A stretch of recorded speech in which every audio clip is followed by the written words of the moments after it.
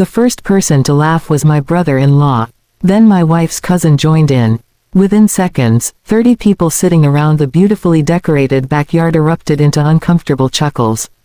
I stood frozen beside the barbecue grill, paper plate in hand, trying to understand how our anniversary party had turned into a public execution. Emily crossed her arms and tilted her head. "Well?" she asked loudly. "Everyone's waiting." I looked around at the faces of our friends and relatives. Some avoided eye contact. Others watched with curiosity. A few looked embarrassed on my behalf.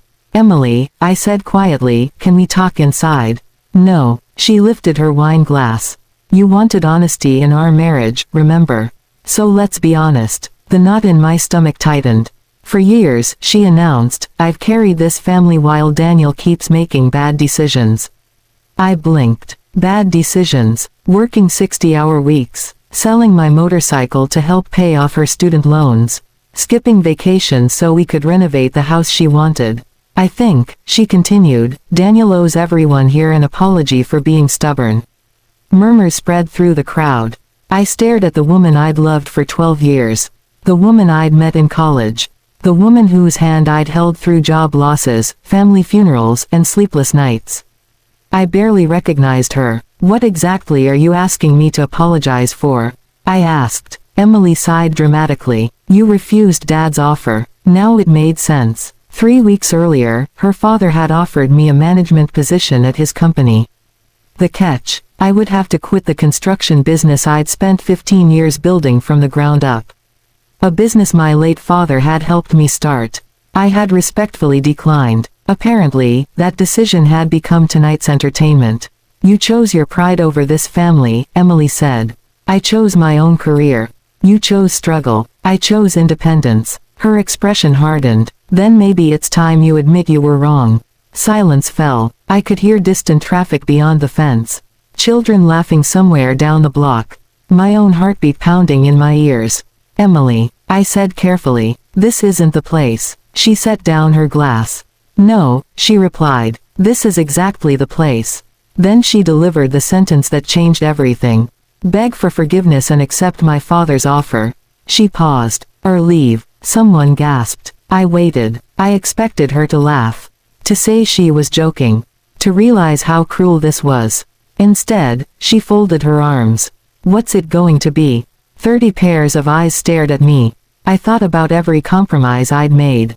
Every sacrifice. Every time I'd swallowed my pride to preserve peace. Then I looked at the woman asking me to surrender my dignity for public approval. Something inside me became very still.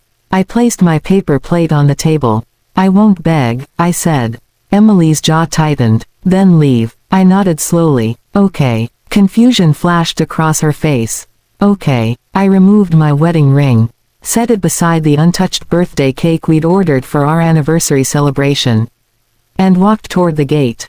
"Daniel," my mother-in-law shouted. My brother-in-law laughed nervously. "Come on, man. Don't be dramatic." I kept walking.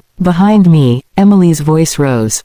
"You're seriously leaving?" I stopped at the gate and turned around.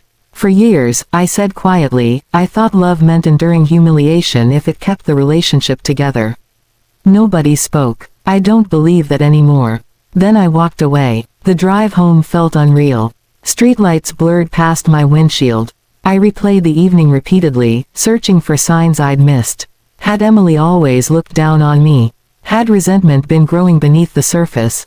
Or had we simply become strangers wearing wedding rings? I packed a duffel bag. A few changes of clothes. My shaving kit. The framed photograph of my father standing beside the first truck we'd bought for the business. I left everything else behind.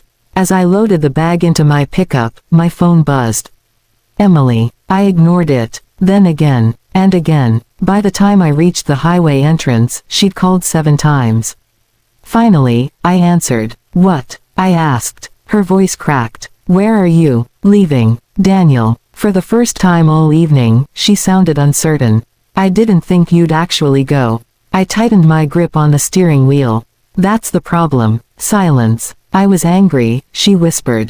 "So you humiliated me. I thought you'd compromise." In front of 30 people. She began crying. "I'm sorry. The words landed differently than they once would have.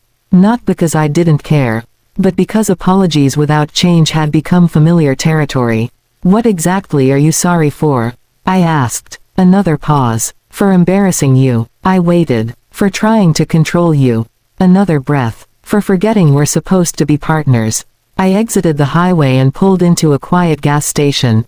Rain had begun falling lightly against the windshield. I don't know what happens next, I admitted. I know, Emily said softly. I mean it. So do I. The vulnerability in her voice reminded me of the woman I'd fallen in love with years ago. Not the woman at the party. The woman who'd danced barefoot in our first apartment kitchen. Who'd stayed awake helping me prepare business proposals. Who'd squeezed my hand during my father's funeral. People change. Sometimes gradually. Sometimes so slowly you don't notice until one devastating moment forces you to look. Are you coming home? She asked. I looked toward the highway stretching into darkness. I don't think I should tonight. She sniffled. Can we talk tomorrow? I considered saying no. Instead, I said, only if we're both honest. Okay. And not in front of an audience.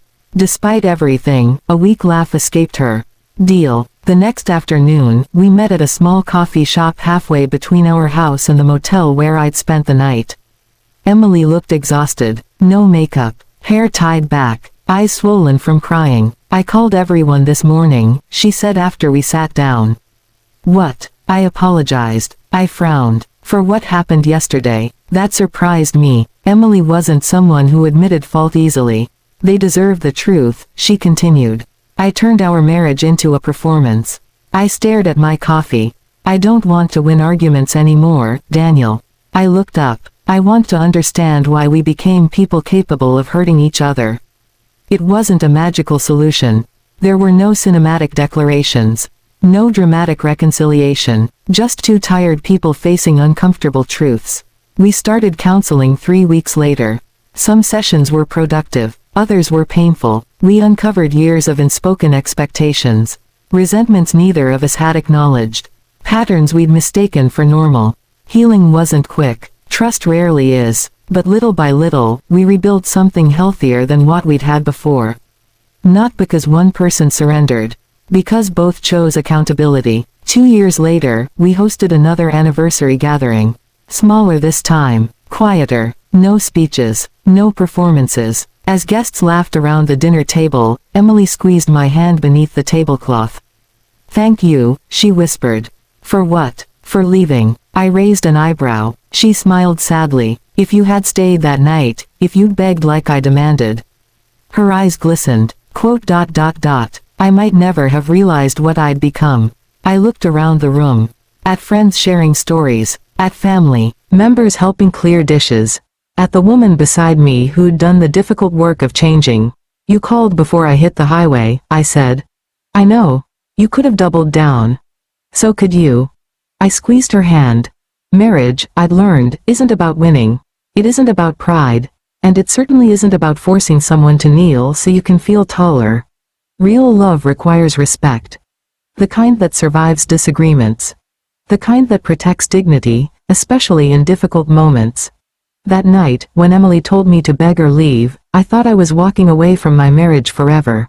Instead, I was walking away from the version of it that had stopped being healthy. Sometimes, leaving isn't giving up. Sometimes, it's drawing the line that finally allows two people to find their way back to each other. And sometimes, the most important phone call arrives just before you hit the highway.